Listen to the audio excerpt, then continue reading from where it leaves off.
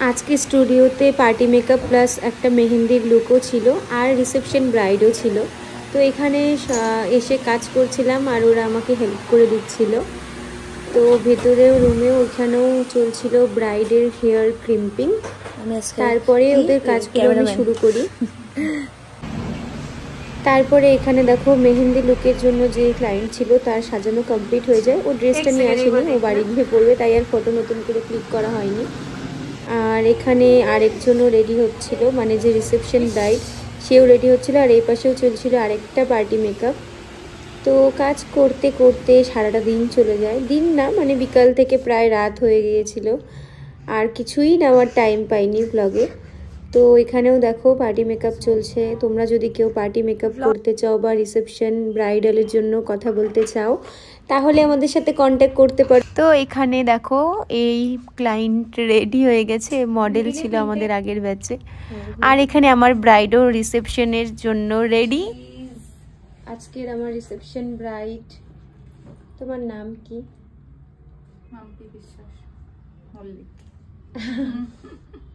তো এটা ছিল রিসেপশন লুকের একটা মেকআপ। দেখো কোনো ফিল্টার নেই, কিছু নেই, শুধু রিং লাইট আছে। তোমার কেমন লাগলো সেজে, শুধু এতটুকু বলো। ভীষণ ভালো। মেকআপ হেয়ার সবকিছু ঠিক আছে? একদম ওকে। ঠিক আছে, আইটা একবার ক্লোজ করো। হ্যাঁ খোলো।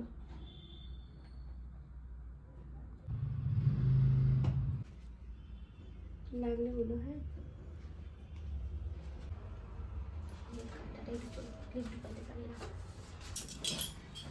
তো এখানে দেখো ফাইনাল লুক পার্টি মেকআপের জন্য রেডি। কাল রাত্রে ব্লগটা আর এন্ড করতে পারিনি, কাজ করতে করতে এত লেট হয়ে যায় যে বাড়ি আসতে আসতে অনেক রাত হয়ে গিয়েছিল। আর এই যে দেখাটার মেকআপ আর্টিস্ট এই কুচবিহার থেকে আসছে, কুচবিহার না দিনহাটা থেকে আসছে পুচকুর বার্থডের জন্য। তো দুদিন থাকবে, আমার সাজানো আছে, তো আমি বললাম থাক দুদিন, একসাথে কাজটা হয়ে গেল তারপরে যাস। তো এখন যাব মার্কেটে, কিছু জিনিস কেনার আছে, তারপরে যাব স্টুডিওতে। তো চলো।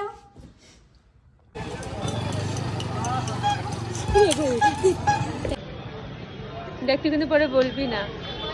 আমরা এখন মার্কেটে।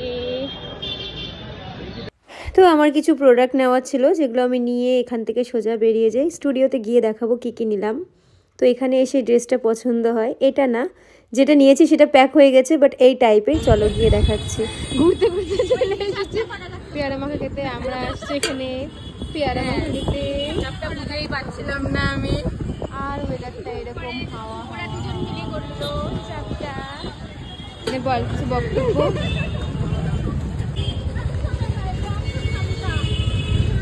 আমি চলে এসেছি স্টুডিওতে, আর এখানে দেখো স্টুডেন্টদের সব প্রোডাক্ট নেওয়ার ছিল, মনে হচ্ছে এটা আমি দোকান দিয়ে বসে গেছি। আর হ্যাঁ, প্রোডাক্টের সাথে আজকে একটা ফিটমির তরফ থেকে একটা গিফট হ্যাম্পার ছিল, যেটা এটা পার্স।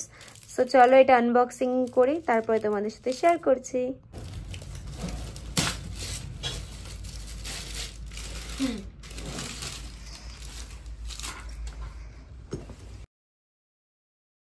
ব্যাগটা দেখতে ভীষণ কিউট, ছোটো মোটো কিছু ইউজের জন্য, যেমন ধরো ফোন, একটা লিপস্টিক আর কিছু টাকা, ব্যাস এতটুকু এই ব্যাগটার মধ্যে ক্যারি করা যাবে, বাট ভীষণ কিউট দেখতে। পরে লাঞ্চ হয়নি, তো এখানে আমাদের জন্য বানানো হয়েছে ভেজ ম্যাগি। আজকে যেহেতু মঙ্গলবার, নিরামিষ।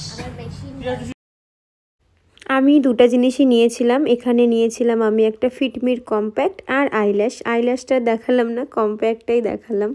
আর হ্যাঁ, ড্রেসটা চলো দেখাই। এটা ছিল ওই কট সেটটা যেটা আমি নিয়েছিলাম, ভীষণ মানে পরে ভীষণ কমফোর্টেবল লাগছিল এটা।